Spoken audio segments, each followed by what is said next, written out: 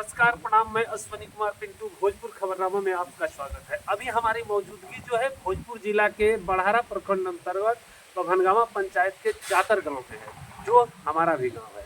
आज गुरु पूर्णिमा को लेकर के यहाँ भव्य कार्यक्रम का आयोजन किया गया है। आइए इसको लेकर के हम बात करेंगे, कुछ संगीत भी आप लोगों को सुनाएंगे। आखिर गुरु पूर्णिमा क्यों मनाया जाता है, गुरु को क्यों याद किया जाता है, ये परंपरा कब से चली आ रही है।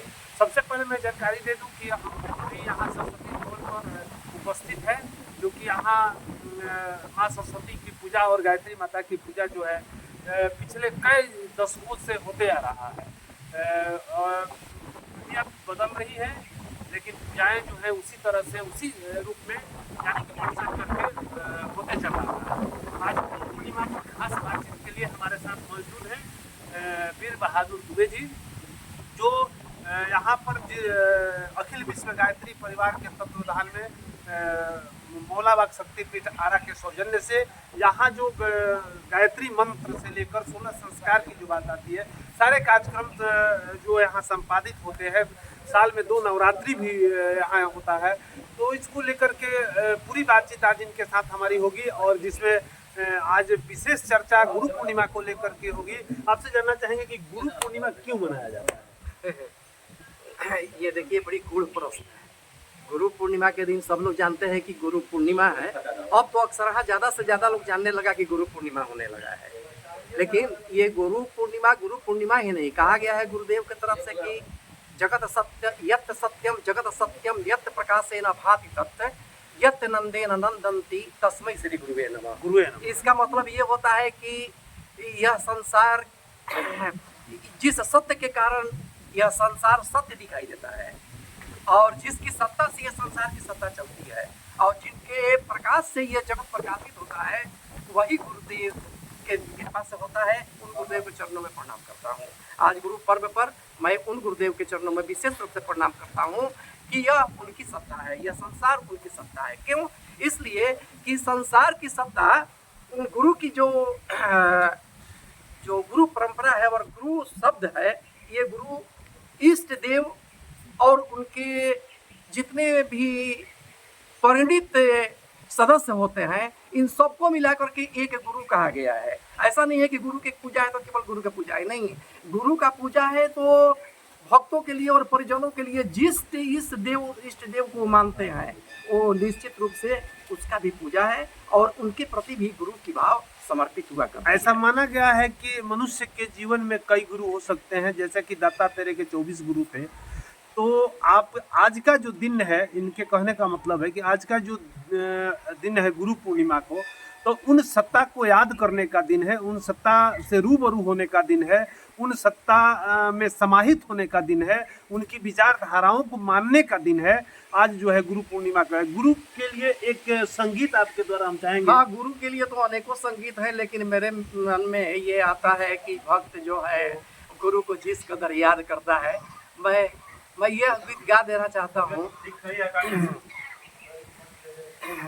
कि गुरु की छाया में, गुरु की छाया में शरण जो पा गया, उनके जीवन में सुमंगल आ गया, आ गया, आ गया। गुरु की छाया में शरण जो पा गया, उनके जीवन में सुमंगल आ गया, आ गया, आ गया। अगला लाइन है कि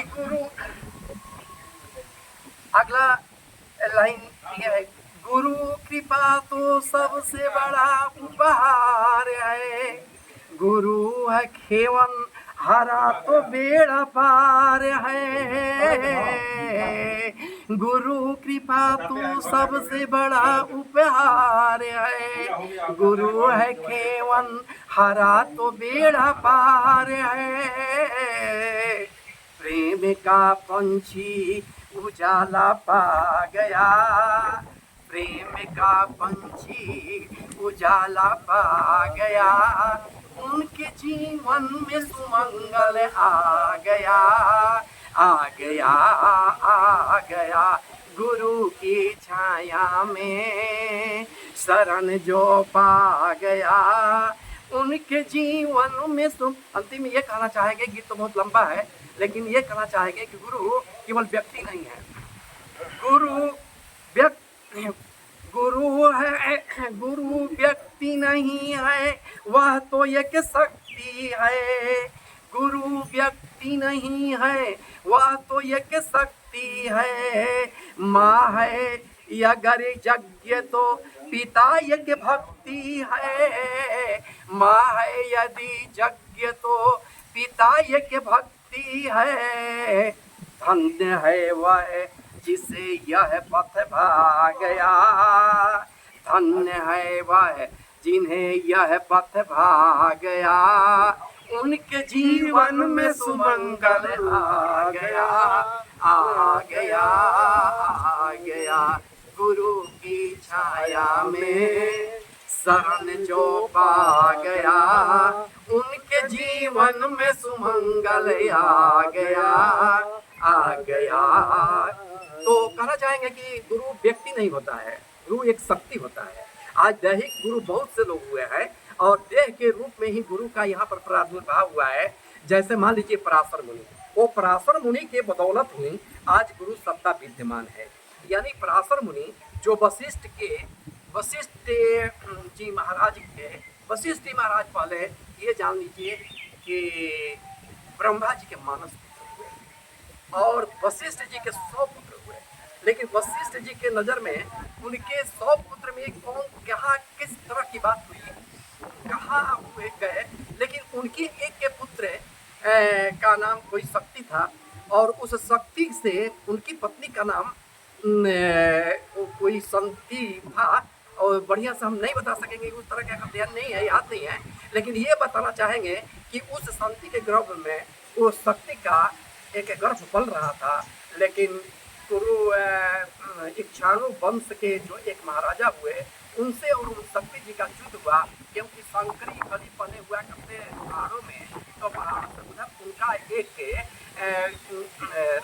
चक्रवर्ती राजा थे, उनका काफिला आ रहा था और इधर से ये गुरु वशिष्ठ के जो नाती होते हैं शक्ति, वो जा रहे थे।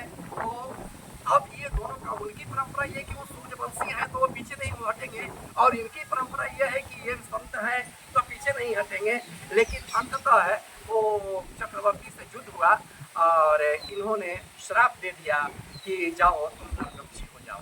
इसके बाद एक राक्षस का वहाँ पर उत्पत्ति होता है और वो उसको गुरुदेव को भक्षण कर जाते हैं। चलिए, मैं तो हम आज बात कर रहे थे गुरु पूर्णिमा को लेकर के, और यहाँ खास करके इस स्थान के बारे में बता दूं कि एक बार इधर भी आप दिखा देंगे कि यहाँ एक रमणीक स्थान है, जो हवाएं चल रही हैं, जो सुंदर माहौल आपको दिखाया जा रहा है। इधर सामने में हम दिखा देंगे कि परमहंस बाबा का मठिया भी है, इधर विद्यालय भी है। यहाँ पर मैंने एक अपने आप में यह एक स्थान जो है काफ़ी अजूबा है और काफ़ी रमणीक है। और यहाँ आने के बाद खुद लगता है कि हम खुद अध्यात्म से जुड़ रहे हैं, खुद आध्यात्मिक अनावरण तैयार हो रहा है और यहाँ अजब एक फीलिंग होता है। तो जैसे इसी को लेकर के आज हम बात कर रहे थे वीर बहादुर दुबे जी से, और गुरु पूर्णिमा पर खास सबको बधाई, धन्यवाद, नमस्कार। माता की जय, भगवान की जय, वेद भगवान की जय, भारतीय संस्कृति की जय, भारत माता की जय। एक बनेंगे, एक बनेंगे, सुधरेंगे, युग सुधरेगा, बदलेंगे, युग बदलेगा। क्रांति अभियान सफल हो, ज्ञान जग की लाल सदा जलेगी, सदा जलेगी, जग की ज्योति जलाने हम घर घर में जाएंगे, नया सवेरा नया उजाला लाएंगे, नया समाज बनाएंगे, नया